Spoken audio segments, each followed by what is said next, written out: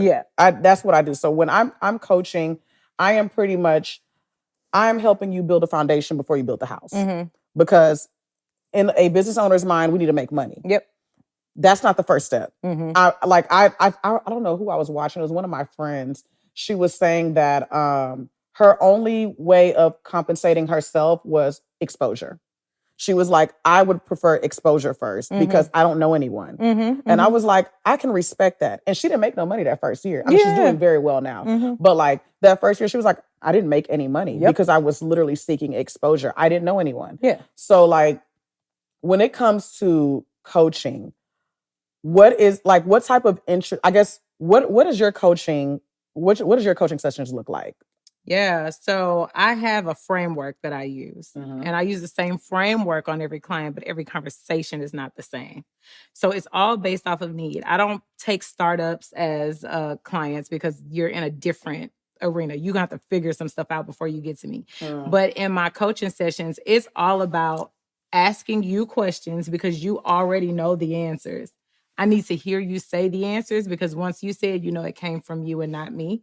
So I let you say the answers and then I put the strategy in place and tell you what you prioritize first. You need to do this first, then do this. This is going to give you this result. I give you the data and how to get there, but you are actually coming up with the answers. So that's really good that you said that. And you would be surprised. I don't know if you get this with your clients, but girl, they don't be knowing the answers. Like, I will ask them questions. I'm like, tell me about this. Oh, well, I mean, I cook. I mean, I clean. I'm like, okay, well, I mean, I know that. That's why you came to me. But like, I will say this. I think a lot of times people don't know what they're signing up for. Right. They just know they want to be coached. So listen, and this is why this is so important. Whether you're a coach, it doesn't matter what your business is.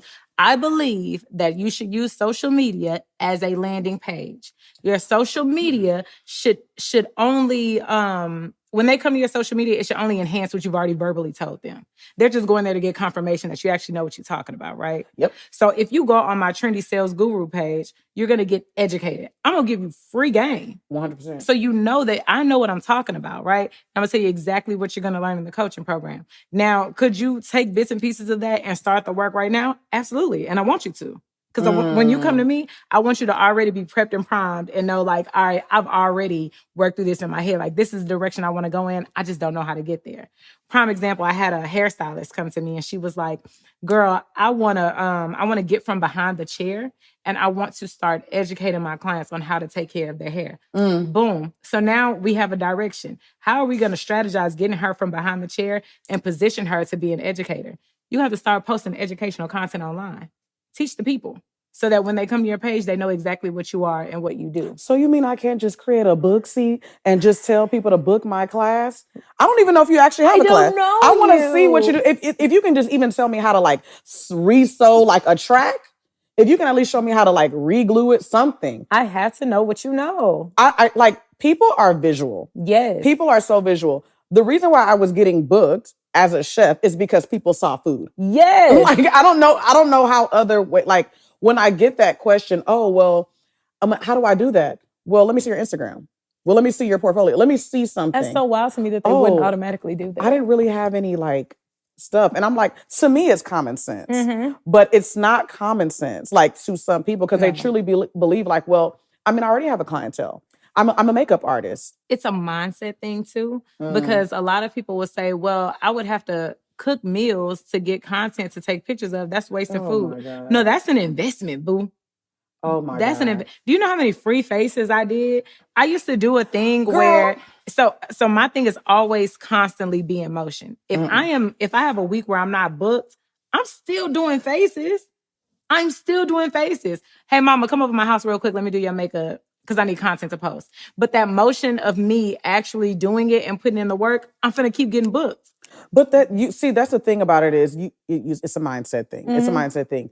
You talking about free faces. There's been many times me and my husband have done like just plates. We're just making plates. And we're like, all right, we're gonna give it to the homeless. It is an investment. It's an investment. You have to, in order to make money, you have to spend money. You have to spend money. That's just what it is. You ain't gotta spend a lot of money. Yeah. There's going to be a lot of cases. Be resourceful. And the thing about it is people don't know that they have resources. Yeah. Like I was just explaining to a client last week on our call, and I was like, okay, so you're working with a chef. You want to, you're cleaning her place. I'm like, you told me, I was like, didn't you tell me you want to do commercial cleaning? You need to find out what commercial kitchen she's cooking at. Mm-hmm. And she's like, oh, I didn't know if I'm like, no. You need to find that out because that's still commercial. Because one, now you're able to get into the network of chefs. Because I was like, let me tell you, the chef network is huge in Houston. Mm-hmm. They all know It each is other. huge. They all know each other, and they are not cooking at their homes anymore. Mm-hmm. They're going to a commercial kitchen. These cloud kitchens, there's so many of them in there. You don't want to, if they don't want to clean it, trust me, they don't have time. You know why? Because they're pushing food out.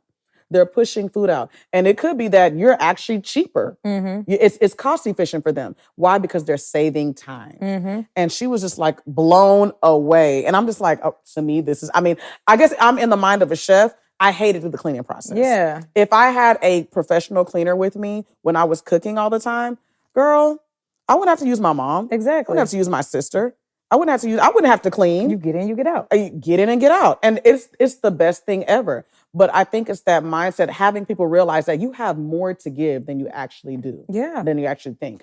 So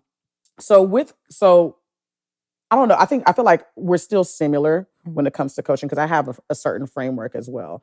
So I'm studying your business. Like I do a whole website analysis. Mm-hmm. Like I will take your website and like literally break it apart. And I will give you every like flaw, everything that I saw on the website that I was like, hey, this isn't it. Mm-hmm. Even from the color. Mm-hmm. Like I don't care nothing about your logo. If that's a family heirloom, whatever. Do whatever you got to do. Yeah. I don't care. But like it's for me, I want to make sure that you're marketable. Mm-hmm. I want you to I want that website to speak for itself. I'm not telling you to have your website to have all the bells and whistles, but all the important things that you said was your niche, it needs to be on that website. And there needs to be a lot of call to actions. Mm-hmm. How do you feel about call to actions? And like, how do you feel about, I guess, what is your thoughts on websites when it comes to the sales process? Because for me, I'm not asking you to have multi pages, but at least have a landing page for people to go to. Yeah. So if you don't have a full website, at least having a lead magnet, a landing page, some way that they can reach you or find more information, you have to have that at least. Because if you are on social media and you're posting all this content, great. Now, how do I buy? I DM you?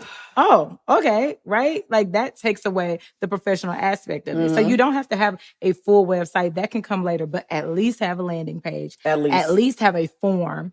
At least have something that lives on the internet that somebody can click and give you their information on.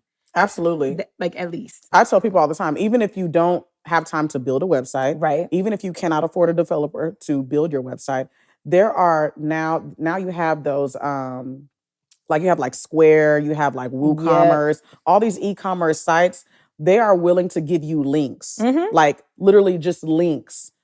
There's link trees. There's so many different resources for you to use if you do not feel like building a website right now. Because a lot of times people are like, well, if I build a website, I don't know what to put on it. Yeah. And sometimes they probably just need to like get a couple things sold. They just need something to put their product out there. I get that. But for me, I tell people that that's only going to last for so long. It's only going to last for so long. Definitely, I feel like having a website just displays you as a whole. Yeah. I think that it also gives your product and your brand you're one step ahead. But that's just me. Yeah. So with project management too. So I'm doing a whole website analysis. And I'm talking to them about like kind of the beginning and the end. From the we call it in corporate America deployment process. So you got the kickoff to the discovery, to the configuration, to the launch planning, to workflow, to actually launching or whatever, and or sometimes a handover. And so we literally go through each of those steps, and people will tell me all the time, well, why is this part important? I'm like, well, it's important because you're selling it. Like, you're not going to sit here and tell me that you sell makeup. Right. I mean, you're a makeup artist and you want to come out with a lipstick or you want to come out with a blush.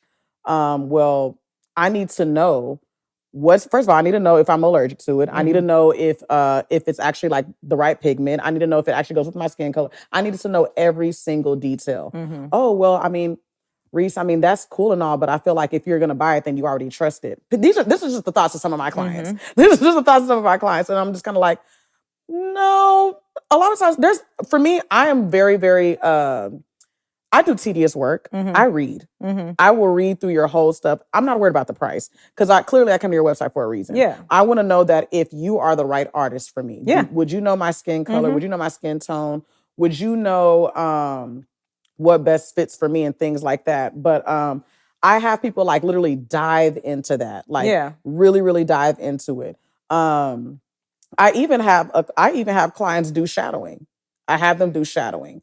I have them do shadowing, especially if they are, like, for instance, if you are a chef, I have a chef's network. I have them go to one of those chefs and shadow them, because what I don't want you to do is be creating food in bulk and you've never cooked food in bulk or you've never seen it. Because it's cool. Catering is one of the hardest things I have ever done in my life. Child, listen. It is one of the hardest things I've ever done in my life. Cooking in bulk and cooking for your family, two different situations. Let me tell you how Thanksgiving and Christmas be stressing me out. Because it'd be the same dishes I cook at home, but y'all want me cooking for 30 people? So now I gotta, that's math. I didn't really like math when I was in school. So see, that's a lot. It's a lot because first of all, like I tell clients all the time, especially when they're booking like the jollof rice classes and things like that. A lot of times they book when a holiday is coming up. They book when Christmas is coming up. Like they were like, "Oh my God, Reese, I gotta book this jollof rice class." They gave me the they told me to do it. I don't have no choice, and I'm just like, they told you to do it because you're Nigerian, right? And they're like, "Yeah," and I'm like, "And you don't know how to make it? Boo you!" Like, but so the thing about it is though. I tell people all the time, that's two different situations. Cooking in bulk, of course, you're going to have to enhance those ingredients, and you're probably going to have to use better quality ingredients. You're not cooking for you and Bae. You're cooking for even a team of 10 is in bulk. That's still in bulk. So like, I have people go and shadow chefs. I have them go to their kitchens or whatever, their commercial kitchens, and I have them like sit there, like take notes, and the chefs already know what to do. Yeah. But I always have my students come back and I always go through a whole I go through a whole process. What they don't realize is that there's a prep process. So before you start cooking, you need to have all that stuff chopped. You need to make sure you have all those seasonings put together. You know why? Because you're a beginner. So like me, I can use the Holy Spirit and season anything with my eyes closed. I don't have to. I don't even know if I use measuring cups. I don't think I ever have used a measuring cup unless I'm baking. Like when I'm baking cakes, that's a whole different situation. But like there's something about cooking is literally it's a science. It seriously is. It's an art. And I feel like, in order for you to feel artistic, you have to first do the hard work first. And that's prepping, cutting all your veggies, making sure everything is washed. Because people don't think that's a whole process too, washing vegetables. Like, oh yeah, you got to pull out your vinegar. You got to do this. You got to do that. That's a whole process in itself. Chopping stuff up is a whole process. Making sure all your liquids is a whole process, because guess what? Everything no mesh. This liquid might not go with that one. This oil may not go with that one. And you just creating a whole type of fire up inside of somebody's kitchen. No, you have to literally go through every piece of that meal that you're trying to cook. Listen, let me press pause on you real quick. This the camera I need to talk to you. Yeah. Check this out. Y'all see how she just went through a whole process of everything that you have to do, right? As business owners, a lot of times we want to take ownership of the entire process of building a business, and you do not have to. In corporate America, there's a position for every single thing that makes that business operate properly. 100%. If you don't want to do the work and find people that are experts and have expertise in that thing, your business is not going to grow. You need coaches and you need people who are experts in that field to help you move that business along. Don't put all that on your plate to learn how to be a project manager, to learn how to create funnels, to learn how to build websites. You don't get a badge of honor for building the whole business yourself. You don't, okay? So outsource, learn the things that you need to learn, and feel good about it, because your business is about to make $1 million, baby. Let me, first of all, girl, I have to tell the people real quick. First of all, Kia, when I said everything that you just said, I learned that last year, but I really learned it this year, if I'm being honest with you. Kind of just dip my hand in the water just a little bit, but really this year I was like, wow. So this is what it means to have a team. Yep. So you mean I can stay good at cooking, but I don't have to do that other part. Girl, just live in your genius. I can just sit. Oh, wow. So I have 8 more hours in the day?